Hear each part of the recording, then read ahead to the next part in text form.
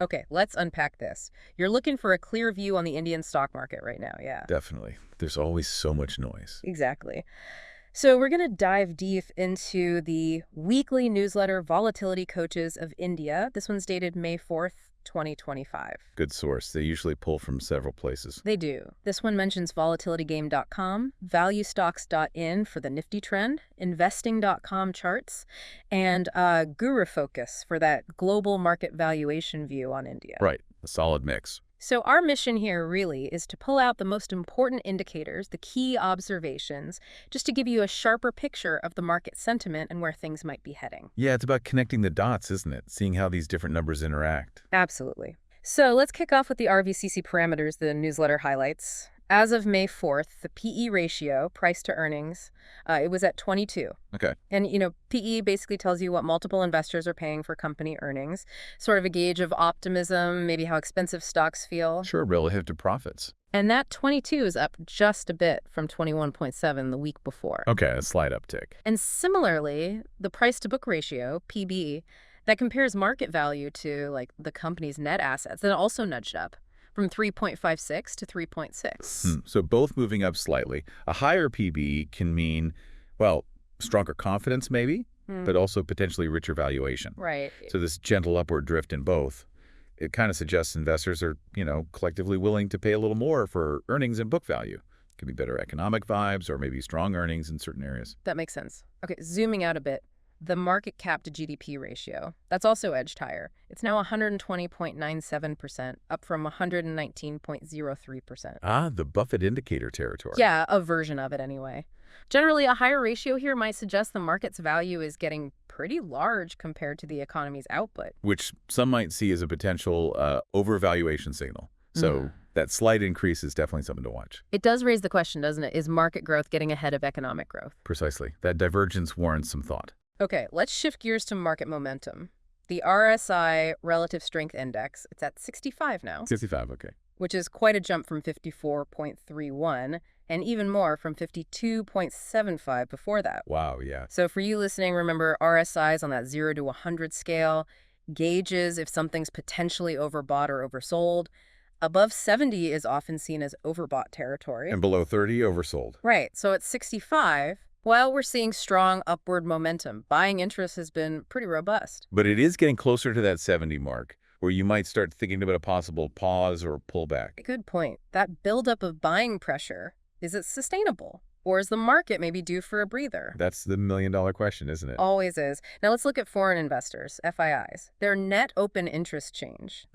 It swung pretty dramatically. Oh, how steady? It went from positive 5,253 in the previous period to negative 9,100. Minus 9,100. Wow, that is a significant shift. Yeah. Open interest, reflects those outstanding futures and options contracts.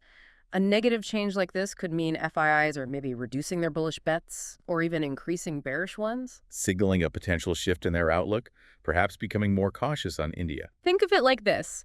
These big players, who are maybe betting on the market going up, seem to be closing those bets or possibly betting the other way now. Yeah, that reversal in FII positioning, that's definitely a key signal to note. Given their influence, that change in sentiment could foreshadow, well, maybe not a crash, but certainly increased caution or change in direction. Moving to the Nifty index itself, it closed at 24,346.70. That's up from 24,039. So the index itself made a positive move. Right, and its 13-day exponential moving average, the 13 EMA, is at 23,989, also up from around 23,692. Okay. And the 13 EMA is a short-term trend thing. Price above it generally suggests an upward trend, short-term. So Nifty Y being above its 13 EMA supports that recent bullish momentum we saw in the RSI. Exactly. But it's crucial to see that short-term bullishness, in context with those maybe slightly stretched valuations we talked about and that FII shift. Right. They act as counterweights. Good point. Yeah.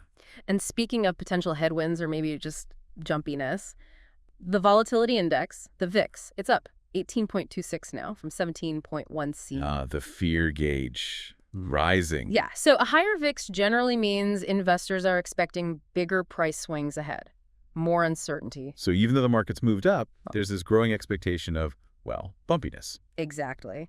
Suggests participants are sensing increased risk, maybe from domestic stuff, maybe global events. Always something on the horizon. Okay, let's look at that original Buffett indicator analysis specifically for India, according to this newsletter. It's pointing to an expected annual return of 6.3% long-term. 6.3%. How do they get that? It's broken down roughly 6.86% from economic growth expectations, 1.51% from dividend yield, Okay. and then a drag of minus 2.1% from valuation, potentially reverting to its historical average, meaning coming down a bit. Right. The mean reversion factor. That's key. And they mention a modified model gives basically the same result, 6.3%, with a slightly different mean reversion number, minus 2.11%. Pretty close. So what's interesting there is, despite the higher valuations we've kind of noted, the long-term picture still looks positive overall. Yeah, 6.3% isn't terrible.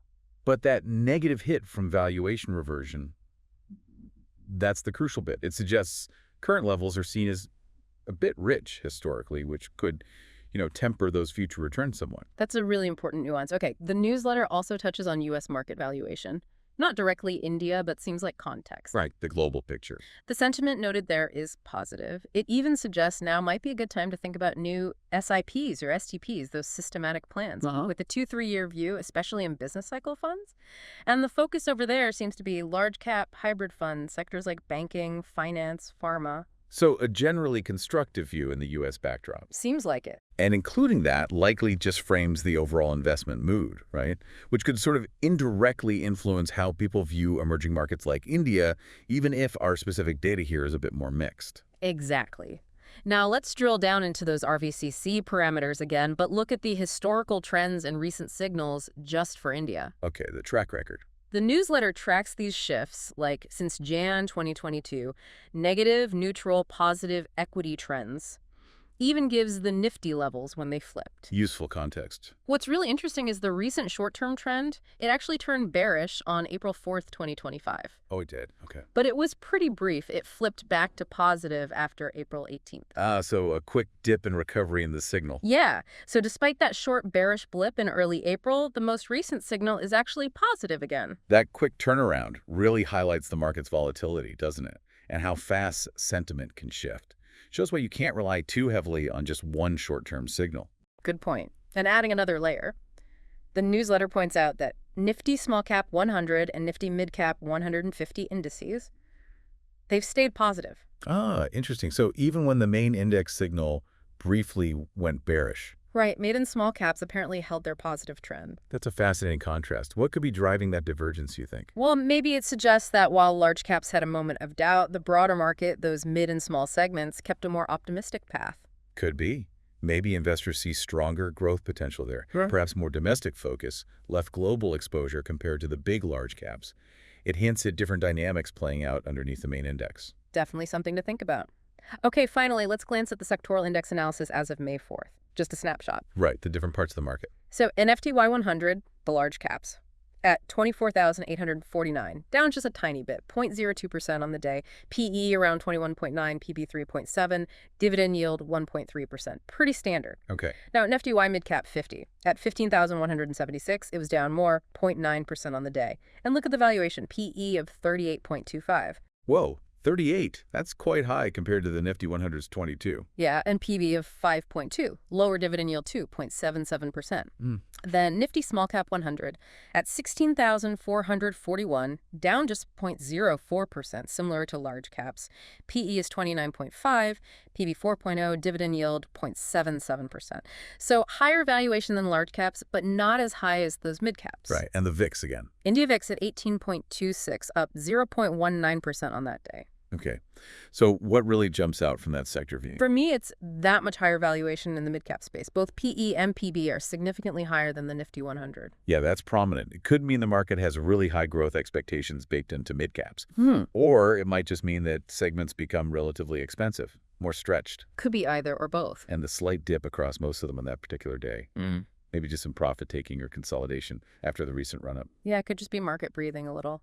Okay, so let's try and bring it all together. This deep dive into the May 4th newsletter, it paints a picture of the Indian market with slightly elevated valuations overall, right? PE, PB are up a bit. Yep.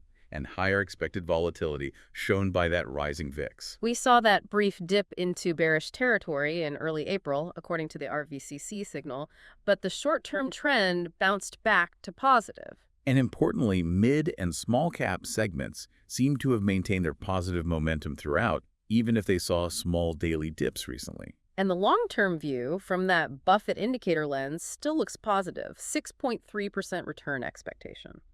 But with that crucial caveat about current valuations being maybe a bit high historically, which could act as a drag. So, in essence, you're looking at a market showing resilience, bouncing back from short-term hits. Definitely resilient, but also one where valuations are increasingly something you need to consider carefully.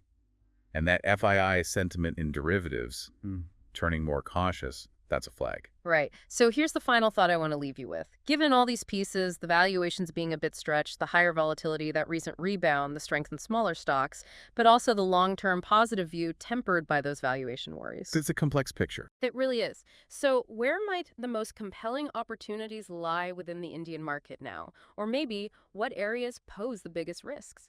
It's definitely time to take these insights and maybe do some more digging based on your own goals and risk appetite.